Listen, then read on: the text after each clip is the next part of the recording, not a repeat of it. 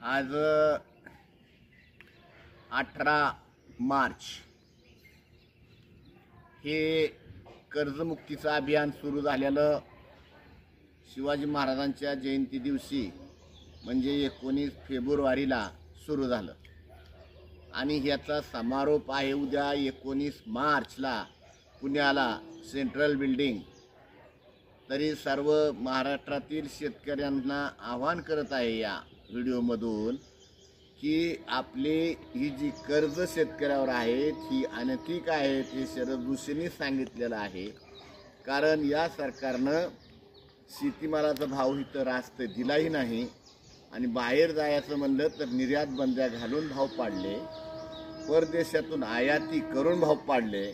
म्हणजे ह्या सरकारने केलेलं हे महापाप आहे आणि ते शेतकऱ्यांनी भोगू नये म्हणून आम्ही आज महिना झालं शेतकऱ्यांच्या जनजागृती करून हे अभियान सुरू केलेलं आहे।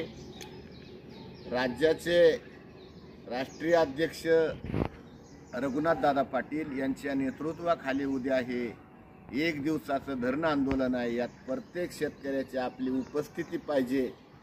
कांद्यावरली निर्यात बंदी उठवायची असेल, साखरेवरली उठवायची असेल, बटाट्यावरली उठवायची, या निर्यात बंद्या उठल्यासाठी उद्याचा कार्यक्रम आहे।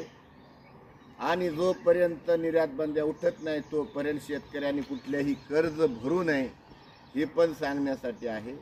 येताना आपल्याकडील नोटीस आल्या असतील बँकांचे, सोसायट्यांच्या, नव्या जुन्या घरातील सगळ्या येताना घेऊन या। आपण त्या पण संध्याकाळी म्हणजे कार्यक्रम समारोप करताना त्या नोटिसांची होळी करून शेतकऱ्यांना महाराष्ट्रातील कर्जमुक्त झाला म्हणून आवाहन करून तुम्हाला तिथून आम्ही सोडणार आहोत। तो कार्यक्रम आपण सर्वांनी समारोप करायचा आहे, या निमित्तानं हा व्हिडिओ करतोय।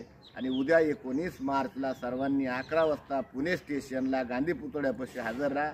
त्या पुतळ्यापासून आपण घोषणा देत सेंट्रल बिल्डिंगला जाऊन हा कार्यक्रम तिथं सभेच्या रूपात समारोपाला थांबणार आहोत। एवढं आवाहन करतो, सगळ्यांनी हे आवाहन स्वीकारून उपस्थित राहा।